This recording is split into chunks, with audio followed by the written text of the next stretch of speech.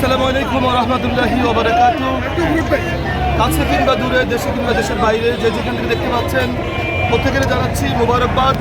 আজকে আমাদের এই দাবি কোনো ছোট্টখাটো দাবি না, আমাদের এই দাবি কোনো ব্যক্তিগত চাহিদা না, আমাদের এই দাবি হচ্ছে নোয়াখালীবাসীর প্রাণের দাবি।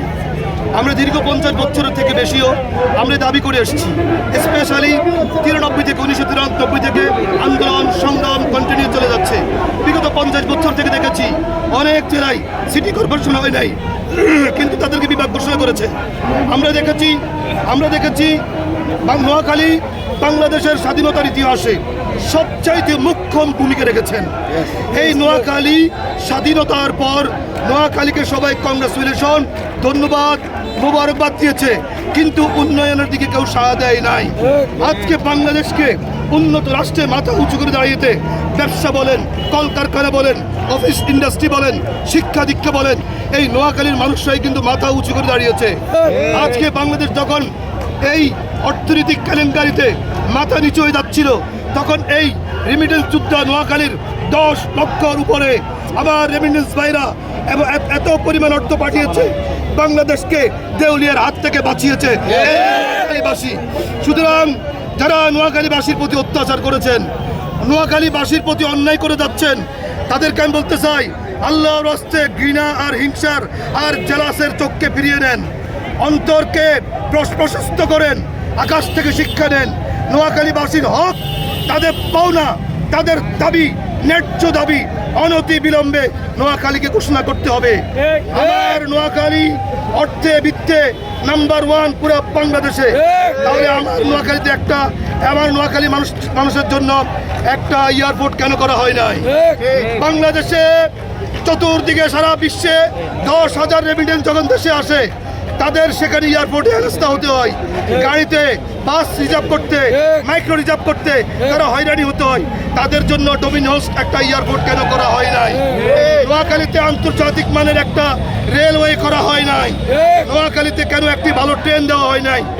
এখনো যদি আমরা চট্টগ্রাম যেতে হয়, আমাদের বাংলাদেশের অন্যতম এক জেলা চট্টগ্রাম, সেখানে আমার দেশের নোয়াখালীর মানুষ যেতে হলে কুমিল্লা বাদশাহী ট্রেনে যেতে হয়।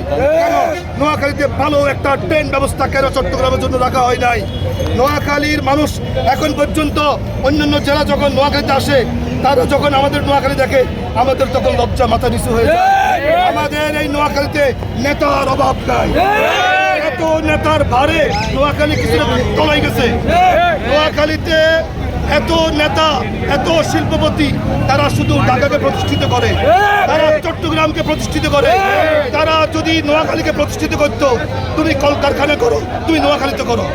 শুধু 20 জন শ্রেষ্ঠ ধনীর মধ্যে নোয়াখালীর 11 জনই হচ্ছে নোয়াখালী বেগম।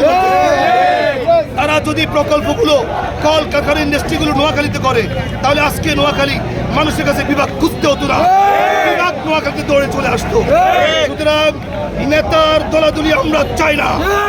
বাংলাদেশের সেকেন্ড ম্যানও ছিল নোয়াখালীতে, একটা এয়ারপোর্ট করতে পারে নাই, একটা ভালো ট্রেন রেলওয়ে স্টেশন স্থাপন করতে পারে নাই, নোয়াখালীতে একটা পূর্ণাঙ্গ বিশ্ববিদ্যালয় করতে পারে নাই, নোয়াখালীতে একটা মেডিকেল কলেজ করতে পারে নাই পূর্ণাঙ্গ, নোয়াখালীবাসীর জন্য এয়ারপোর্ট তো দূরের কথা, একটা সিটি কর্পোরেশন ঘোষণা করতে পারে নাই।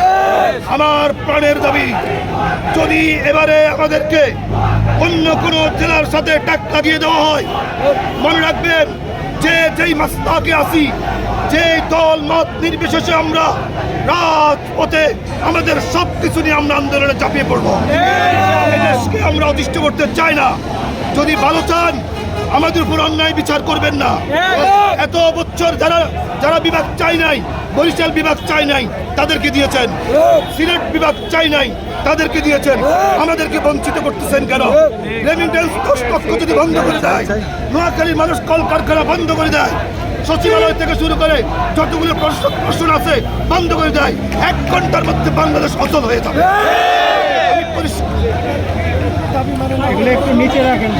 দাবি যদি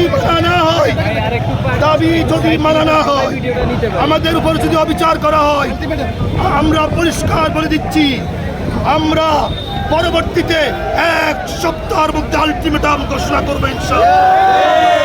যদি ওই আলটিমেটামে এই নোয়াখালী থেকে, ঢাকা থেকে চট্টগ্রাম রোড অবরুদ্ধ হয়ে যাবে, অফিস কলকারখানা ইন্ডাস্ট্রি বন্ধ হয়ে যাবে, ঢাকার গার্মেন্টস নোয়াখালীর মালিকরা গার্মেন্টস বন্ধ করে দেবে, সচিবালয় লোক কলম চালানো বন্ধ করে দেবে, কৃষি প্রশাসন কাজ বন্ধ করে রাজপথে নেমে পড়বে। মাদ্রাসা মসজিদ মন্দির থেকে স্লোগান আসবে, দাবি মোদের একটাই, মসজিদে মন্দিরে কালকে